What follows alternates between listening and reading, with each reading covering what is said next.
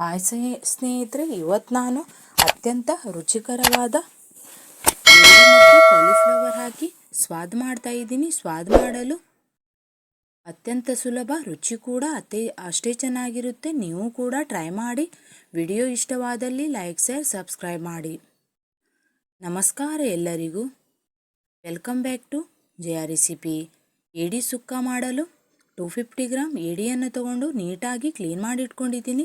ಅದೇ ರೀತಿ ಒಂದು ಬೌಲು ಕಾಲಿಫ್ಲವರನ್ನು ಸಣ್ಣ ಸಣ್ಣದಾಗಿ ಕಟ್ ಮಾಡಿಬಿಟ್ಟು ಬಿಸಿನೀರಲ್ಲಿ ಹಾಕಿಟ್ಟಿದ್ದೀನಿ.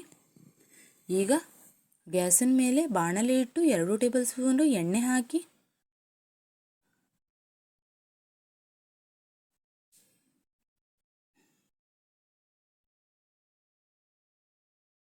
ಒಂದು ಸಣ್ಣ ಗಾತ್ರದ ಈರುಳ್ಳಿ ಹಾಕ್ತಾ ಇದ್ದೀನಿ.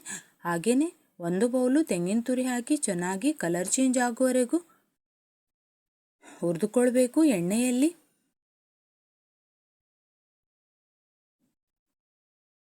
ನಿಮಗೆ ಮಸಾಲೆ ತೆಂಗಿನ ತುರಿ ಬೇಡ ಅಂತಂದರೆ ಸ್ಕಿಪ್ ಮಾಡ್ಕೊಳ್ಳಿ.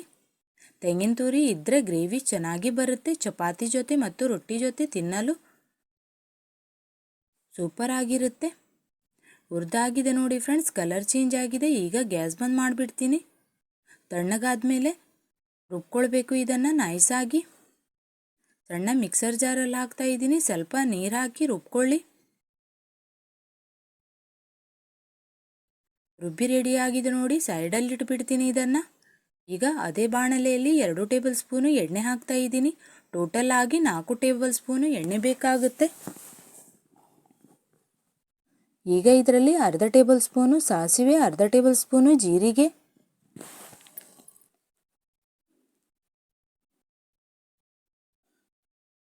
ಸಾಸಿವೆ ಜೀರಿಗೆ ಚಟಪಟ ಅಂತಿದ್ದ ಹಾಗೆ ಒಂದು ಈರುಳ್ಳಿಯನ್ನು ಕಟ್ ಮಾಡಿಬಿಟ್ಟು ಹಾಕ್ಕೊಳ್ಬೇಕು. ಚಪಾತಿ, ರೊಟ್ಟಿ ಮತ್ತು ಪುಲ್ಕಾಗಂತೂ ಸೂಪರ್ ಫ್ರೆಂಡ್ಸ್. ಟೇಸ್ಟು ಕೂಡ ಒಂಥರ ಡಿಫ್ರೆಂಟ್ ಆಗಿರುತ್ತೆ. ನೀವು ಕೂಡ ಕ್ರ್ಯಾಬ್ ಮತ್ತು ಕಾಲಿಫ್ಲವರ್ ಸಾದು ಒಮ್ಮೆ ಟ್ರೈ ಮಾಡಿ.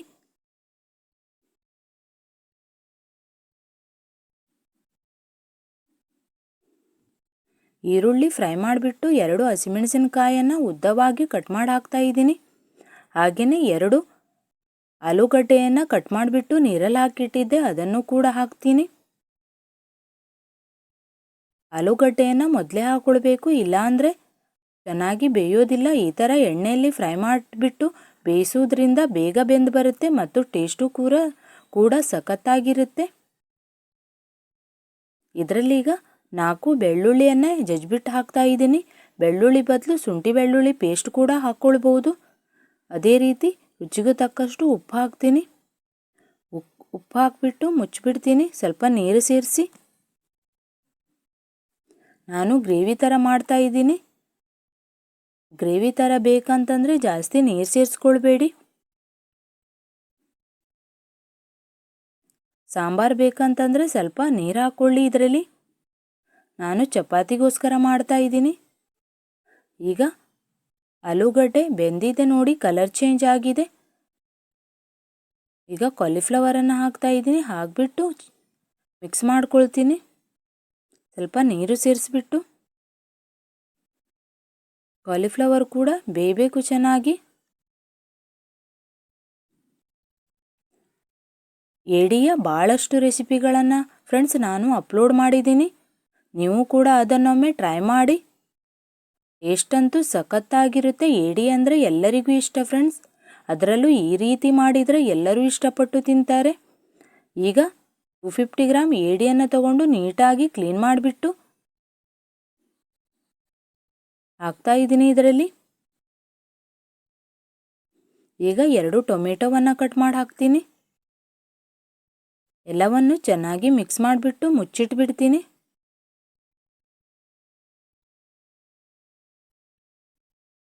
ಈಗ ಇದಕ್ಕೆ ಮಸಾಲೆಗಳನ್ನೆಲ್ಲ ಸೇರಿಸ್ಕೊಳ್ಬೇಕು. ಅರ್ಧ ಟೇಬಲ್ ಸ್ಪೂನು ಅರಿಶಿನ ಪುಡಿ, ಅರ್ಧ ಟೇಬಲ್ ಸ್ಪೂನು ಗರಂ ಮಸಾಲೆ ಪುಡಿ, 1 ಟೇಬಲ್ ಸ್ಪೂನು ಮೆಣಸಿನ ಪುಡಿ. ಗರಂ ಮಸಾಲೆ ಇಲ್ಲ ಅಂತಂದರೆ ತೆಂಗಿನ ತುರಿ ಹುರಿಯುವಾಗ ಚಕ್ಕೆ ಲವಂಗನೂ ಕೂಡ ಹುರಿದುಬಿಟ್ಟು ಮಸಾಲೆಯಲ್ಲಿ ರುಬ್ಬಿ ಹಾಕ್ಕೊಳ್ಬೋದು.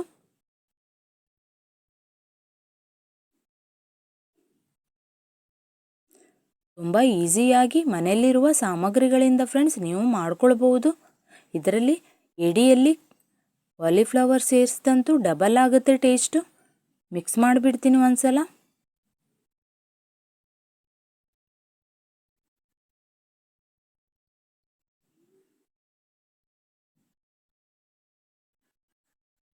ಒಂದೇ ಸಲ ನೀರು ಹಾಕ್ಕೊಳ್ಬೇಡಿ, ಸ್ವಲ್ಪ ಸ್ವಲ್ಪ ನೀರು ಸೇರಿಸ್ಕೊಳ್ಳಿ.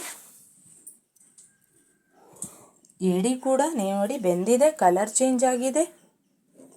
ಈಗ ಇದರಲ್ಲಿ ರುಬ್ಬಿ ಇಟ್ಟಿರುವ ತೆಂಗಿನ ತುರಿ ಪೇಸ್ಟನ್ನು ಹಾಕ್ತಾ ಇದ್ದೀನಿ.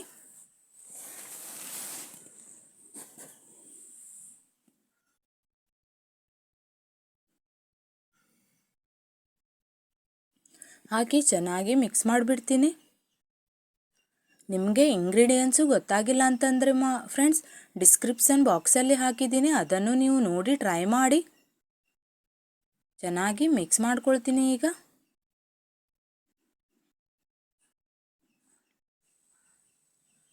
ಗ್ಯಾಸಿನ ಫ್ಲೇಮು ಮೀಡಿಯಮ್ ಇಟ್ಟೆ ಮಾಡ್ಕೊಳ್ಳಿ. ಚೆನ್ನಾಗಿ ಕುದಿ ಬರ್ತಾ ಇದೆ ಫ್ರೆಂಡ್ಸ್. ರೆಡಿಯಾಗಿದೆ ನೋಡಿ.